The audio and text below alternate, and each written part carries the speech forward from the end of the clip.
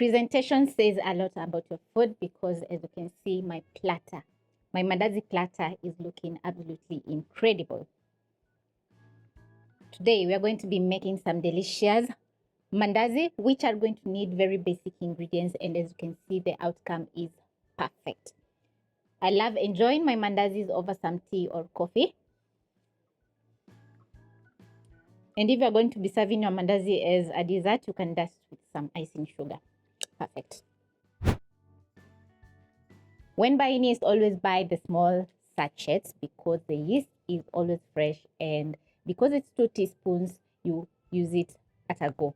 So I'm going to add my yeast into my bowl. Next, you're going to add in sugar, which is going to add in sweetness to your Mandazi. Add in a pinch of salt, a 1/4 teaspoon of cardamom powder, your flour. Mix in all the ingredients until fully combined. If you're using dry yeast, you're going to add in some lukewarm milk, add in your sugar, the yeast, then wait for around 5 minutes so that the yeast can bloom. Now that my dry ingredients are fully combined, I'm going to crack in an egg into the bowl. Add in lukewarm milk.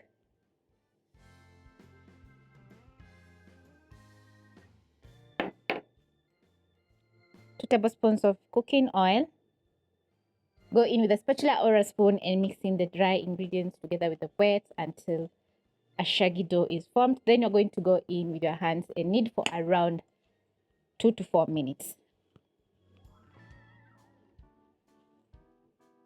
The lukewarm milk is going to activate the yeast, while the salt is going to balance out the sweetness of the Mandazis. If you notice that your dough is on the sticky side, you're going to sprinkle in some extra flour. Don't add in too much because the dough is supposed to be soft. So just sprinkle a little bit as you need. As you need, you're going to activate the gluten structure of the flour, so the dough is going to get very soft and elastic. If you have a stand mixer, it's perfect for you because it's going to make work super easy. You're going to stretch the dough as you're kneading.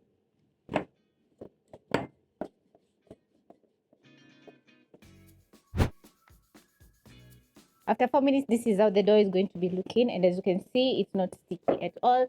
So now it's time to rest the dough for around an hour until doubled up in size.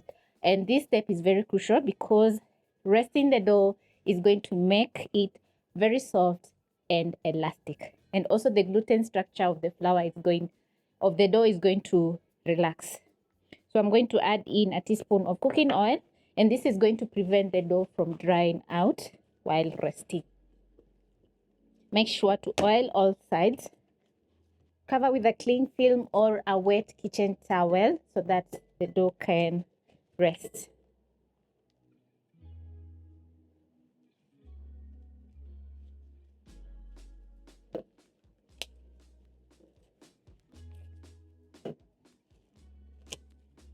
And once done, you're going to cover with a kitchen towel and place in a warm area in your kitchen so that the dough can double up in size.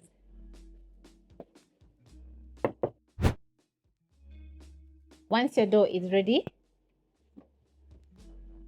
you're going to punch to remove the excess air pockets in the dough.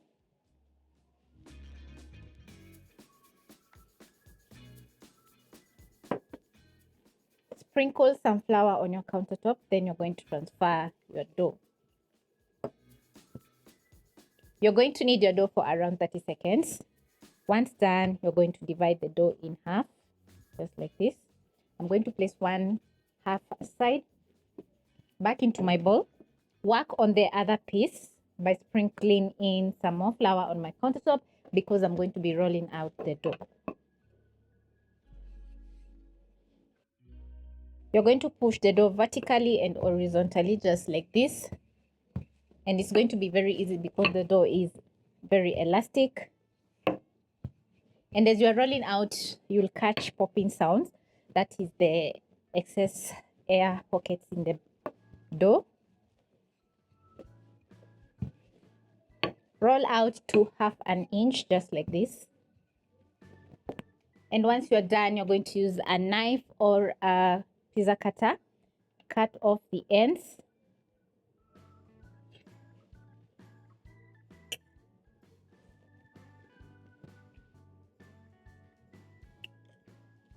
Today I'm making square mandazis. That's the reason I'm aligning the edges. Then I'm going to cut into squares. Easy peasy. Place aside. Spread some more flour. Then you're going to place the dough aside so that it can double up in size in a matter of around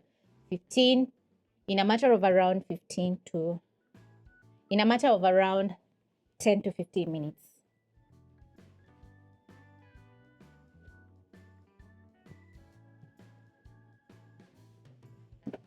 Pick the other half, then I'm going to knead into one dough using the scrapes and repeat so that I can cut out some more squares. Remember, the recipe calls for yeast, so that's the reason we are doubling up the dough in size again, so that we can get those fluffy mandazis. Make sure your dough is well floured so that it doesn't stick on the countertop, and carefully push. You can cut out your mandazi into whatever shape you want, whether it's triangle, circle, or even oval. Yeah, oval. I have to try out that.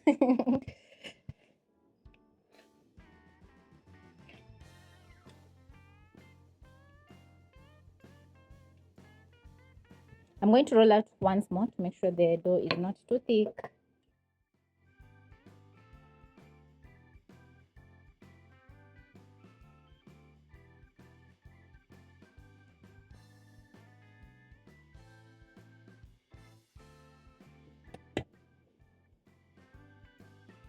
Place aside, making sure the surface is well floured.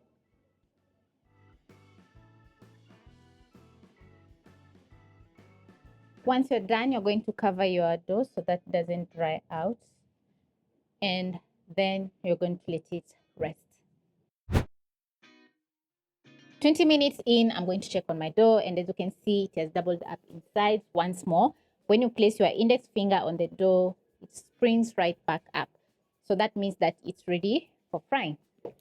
You're going to place a frying pan with cooking oil over medium-low flame. Wait for around a minute so that the cooking oil can get hot. It's really important for you to rest the dough because the mandazis are going to turn out very fluffy. So now, when the cooking oil is hot, you're going to carefully pick your dough into your hot cooking oil.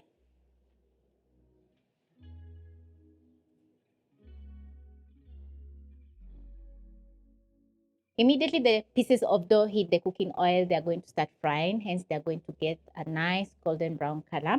And frying is going to take around 30 seconds to a minute on each side. Remember, the dough is very delicate, so as it's frying, it's going to fluff up once more. Hence, you're going to get some very fluffy mandazis. Once you notice a nice brown color, you're going to flip using a skewer or a skimmer so that the other side can fry.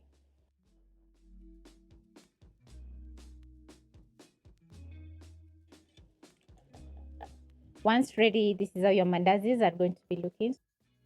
You're going to use a skimmer, scoop out, transfer to a plate lined with kitchen paper towel so that the mandazis can drain off the excess oil.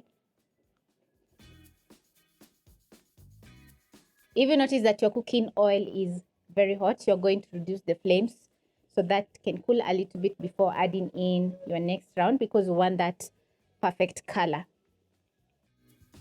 Avoid overcrowding your pan when cooking your mandazi because oil is going to seep into the mandazis, and you're going to get some soggy mandazis. When ready, you're going to repeat by transferring to your plate.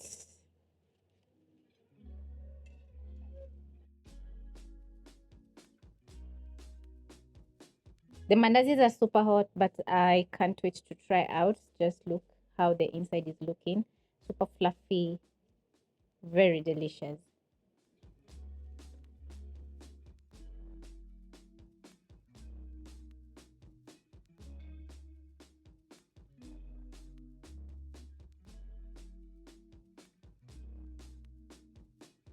The mandazis were quite a lot. As you can see, I have this plate and my platter over here, which is quite presentable. And once you serve this to your guests or to your family, every bite is going to be absolutely amazing as always.